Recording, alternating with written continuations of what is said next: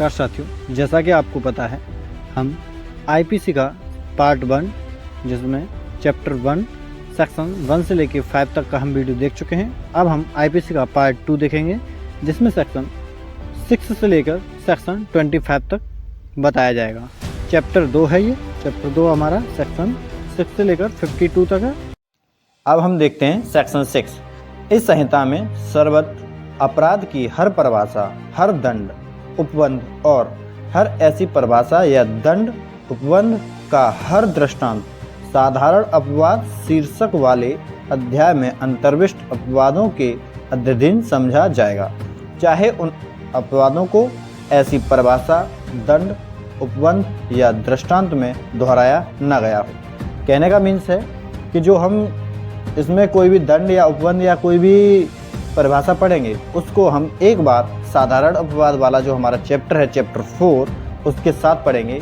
Means that 76 section 76 से लेकर section 106 तक उसको एक साथ समझ के पढ़ेंगे, उसके साथ ही दोहराएंगे।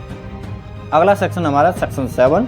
तो सेक्शन 7 को सरल शब्दों में समझाता हूँ कि एवरी एक्सप्रेशन की कोई भी एक्सप्रेशन, कोई भी भाव, कोई भी वर्ड जब एक बार एक्सप्लेन कर दिया गया है, इस वर्ड का यह मतलब है, तो पूरे इंडियन पेनल कोड में, पूरी आईपीसी में उस वर्ड का मतलब वही माना जाएगा जो एक बार कह दिया गया है आईपीसी में।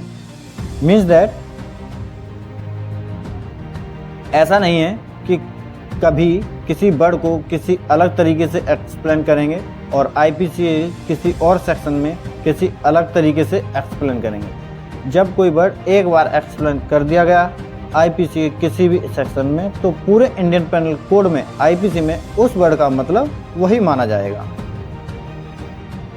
जैसे एग्जाम्पल के तौर पर, अगर कोई क्रिमिनल नाम का जो वर्ड है, अगर उसको एक बार एक्सप्लेन कर दिया गया, आईपीसी के अंदर की किसी व्यक्ति को क्रिमिनल कहा जाएगा, तो वह क्रिमिनल वर्ड जब भी आएगा उसका मतलब वही माना जाएगा जो आईपीसी में एक बार एक्सप्लेन कर दिया गया है।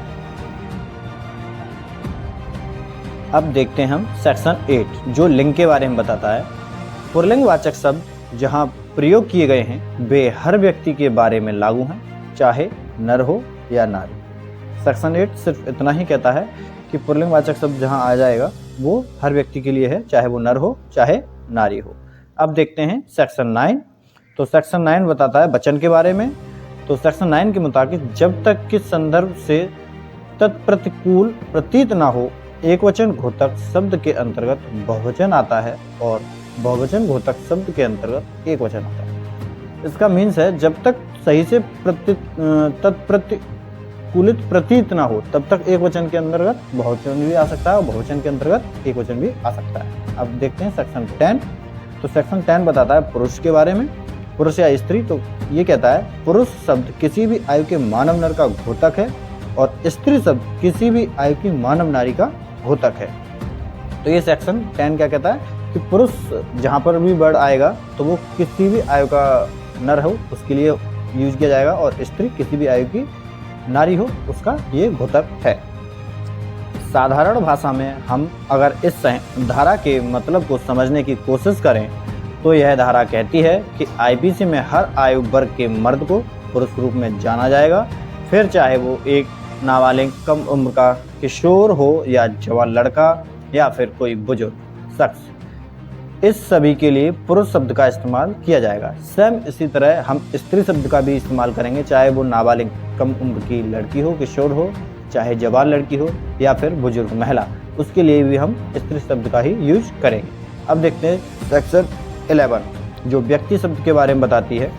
तो ये कहता है कि व्यक्ति शब्द से तात्पर्य कोई भी कंपनी या जंगम या कोई भी कंपनी या संगम या व्यक्ति निकाय, चाहे वह निगमित हो या नहीं, व्यक्ति शब्द के अंतर्गत आते हैं। कहने का मीन्स कोई भी कंपनी हो या वो कोई निगमित निकाय हो, निगमित हो या नहीं हो, वो व्यक्ति शब्द के अंतर्गत आता है। नेक्स्ट देखते हैं हम सेक्शन 12 जो लोग के बारे में बताता है। तो इंडियन पेनल कोड का जो सेक्शन 12 है इसमें यह बताया गया है कि जब भी पूरे इंडियन पेनल कोड के अंदर कहीं पर पब्लिक वर्ड आएगा तो उसको यह माना जाएगा वह किसी भी श्रेणी के लोगों के लिए यूज हो सकता है और किसी भी जाति धर्म के लोगों के लिए यूज हो सकता है। जहाँ पर भी लोग शब्द यूज आएगा तो वहाँ पे ये होगा। अब देखते हैं सेक्शन 12 तो सेक्शन 13। तो सेक्शन 13 जो है वो क्वीन शब्द को परिभाषित करती थी, लेकिन इस संहिता को निरसित कर दिया गया है। लेकिन इसके बारे में मैं बता देता हूँ, सेक्शन 13 जो थी वो सिर्फ नाम मात्र के लिए रह गई है। 1950 में इसको निरस्त कर दिया गया था। विधि अनुकूलन आदेश 1950 के माध्यम से इसको निरस्त कर दिया गया था। ठीक है, अब देखते हैं सेक्शन 14। सेक्शन 14 जो है सरकार का सेवक को रिप्रेजेंट करता है। तो इसके द्वारा गवर्नमेंट सर्वेंट शब्द को परिभाषित करती है, जो यह बताती है कि भारत में सरकार द्वारा सरकार के अधीन अधिकार क्षेत्र में या उसके अधीन आने वाले क्षेत्र में तैनात या नियुक्त किए गए अधिकारी या सेवक का मतलब सरकार का सेवक मीन्स दैट गवर्नमेंट सर्वेंट से है। अब आता है हमारे पास सेक्शन 15। तो आपको बता दें ब्रिटिश इंडिया कंपनी से संबंधित थी धारा 15 और 1937 में इसको निरस्त कर दिया गया था। उसी तरह से सेक्शन 16 को भी निरस्त कर दिया गया है। तो अब हम देखते हैं सेक्शन 17। सेक्शन 17 कहता है सरकार के बारे में बताता है। सेक्शन 17 के अनुसार सरकार गवर्नमेंट शब्द केंद्रीय सरकार सेंट्रल गवर्नमेंट या किसी राज्य की सरकार मीन्स दैट स्टेट गवर्नमेंट का घोतक है। अब हम देखते हैं सेक्शन 18 जो हमारे पूरे भारत को प्रेजेंट करता है। तो इसमें भारत की परिभाषा दी गई है। कहा गया है भारतीय दंड संहिता यानी इंडियन पेनल कोड की धारा 18 के अनुसार भारत से जम्मू कश्मीर राज्य के सिवाय भारत का राज्य क्षेत्र अभिप्रेत है। साधारण भाषा में कहें तो आईपीसी की धारा 18 भारत को परिभाषित करती है। मतलब ये है कि आईपीसी के मुताबिक भारत क्या है। अगस्त 2019 से पहले भारत का मतलब था जम्मू कश्मीर राज्य को छोड़कर भारत, लेकिन अब इस सेक्शन का मतलब हो गया है कि जम्मू कश्मीर व अन्य राज्यों समेत पूरा भारत। आपको याद दिला दें कि अगस्त 2019 में जम्मू कश्मीर से आर्टिकल 370 हटाए जाने के बाद सेक्शन 18 का मतलब ही बदल गया है। तो आपको ये पता चल गया होगा। नेक्स्ट हम देखते हैं सेक्शन 19। तो न्यायाधीश से संबंधित है आईपीसी की धारा 19, जज को परिभाषित करती है ये धारा 19। तो इसके अनुसार न्यायाधीश जज शब्द न केवल हर ऐसे व्यक्ति का घोतक है जो पद रूप से न्यायाधीश अभिहित हो, किंतु उस हर व्यक्ति का भी घोतक है जो किसी कानूनी कार्रवाई में, चाहे वह सिविल हो या आपराधिक, अंतिम निर्णय है या ऐसा निर्णय जो उसके विरुद्ध अपील न होने पर अंतिम हो जाए या ऐसा निर्णय जो किसी अन्य प्राधिकारी द्वारा पुष्टि किए जाने पर अंतिम हो जाए, देने के लिए विधि द्वारा सशक्त किया गया हो, अथवा जो उस व्यक्ति निकाय में से एक हो जो व्यक्ति निकाय ऐसा निर्णय देने के लिए विधि द्वारा सशक्त किया गया हो। अब आपको ये सेक्शन 19 समझ में आ चुका होगा। नेक्स्ट देखते हैं हम सेक्शन 20 के अनुसार धारा 20 न्यायालय शब्द को जो परिभाषित करती है कोर्ट उस न्यायाधीश जज का जिसे अकेले ही को न्यायिकतः कार्य करने के लिए विधि द्वारा सशक्त किया गया हो, या उस न्यायाधीश निकाय का जिसे एक निकाय के रूप में न्यायिकतः कार्य करने के लिए विधि द्वारा सशक्त किया गया हो, जबकि ऐसा न्यायाधीश या न्यायाधीश निकाय न्यायिकतः कार्य कर रहे हों, इसका घोतक है। तो ये सेक्शन 20 जो है वो न्यायाधीश के बारे में बात करता है। अब देखते हैं हम नेक्स्ट सेक्शन है 21 जो कहता है हर न्यायाधीश जिसके अंतर्गत ऐसा कोई भी व्यक्ति आता है जो किन्हीं न्यायिकतः कार्यों का चाहे स्वयं या व्यक्तियों के किसी निकाय के सदस्य के रूप में निर्वहन करने के लिए विधि द्वारा सशक्त किया गया हो, न्यायालय का हर अधिकारी जिसके अंतर्गत समापक रिसीवर का कमिश्नर आता है। तो ये 21 जो है लोक सेवक के बारे में बात करता है। अब आता है नेक्स्ट 22 सेक्शन। तो ये चल संपत्ति से संबंधित है, मूवेबल प्रॉपर्टी को परिभाषित करता है ये सेक्शन 22। तो इसके बारे में और भी है।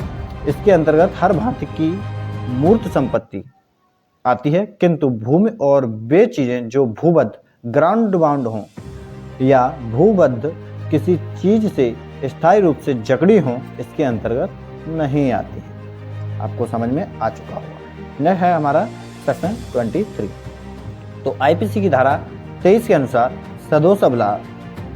सदोष अभिलाभ विधिविरुद्ध साधनों द्वारा ऐसी संपत्ति का अभिलाभ है जिसे प्राप्त करने वाला व्यक्ति वैध रूप से उसका हकदार न हो, और सदोष हानि है इसमें। सदोष हानि विधिविरुद्ध साधनों द्वारा ऐसी संपत्ति की हानि है जिस हानि को उठाने वाला व्यक्ति वैध रूप से उसका हकदार ना हो। फॉर एग्जाम्पल के लिए आप जम्मू कश्मीर को ले लीजिए। जम्मू कश्मीर अगर पाकिस्तान को दे दिया जाए तो सदोष अभिलाभ किसका हुआ? पाकिस्तान का होगा। और भारत से अगर जम्मू कश्मीर चला गया तो सदोष हानि किसकी होगी? वो भारत की होगी, क्योंकि वैध रूप से हकदार कौन है? भारत है उसका जम्मू कश्मीर पे, ठीक है ना। तो भारत के एरिया में आता है जम्मू कश्मीर, तो वैध रूप से हकदार भारत है, इसलिए सदोष हानि किसको होगी? भारत को होगी। और सदोष अभिलाभ किसको हो जाएगा? वो पाकिस्तान को हो जाएगा। अब नेक्स्ट सेक्शन देखते हैं 24। बेईमानी से जो कोई इस आशय से कार्य करता है कि एक व्यक्ति को सदोष लाभ या अन्य व्यक्ति को सदोष हानि कारित करे, वह उस कार्य को बेईमानी से करता है। मीन्स अगर पाकिस्तान ने जम्मू कश्मीर को ले लिया तो उसने कैसे लिया? जैसे उसको सपोज सदोष लाभ हो गया तो उसने बेईमानी से ये कार्य किया है। तो आपको ये चीज़ भी समझ में आ चुकी होगी। अब देखते हैं नेक्स्ट सेक्शन है 25, जो कपटपूर्वक के बारे में बताता है। ऐसा कोई व्यक्ति किसी कार्य को कपट करने के आशय से करता है उसे कपटपूर्वक कृत्य कहा जाता है, अन्यथा नहीं।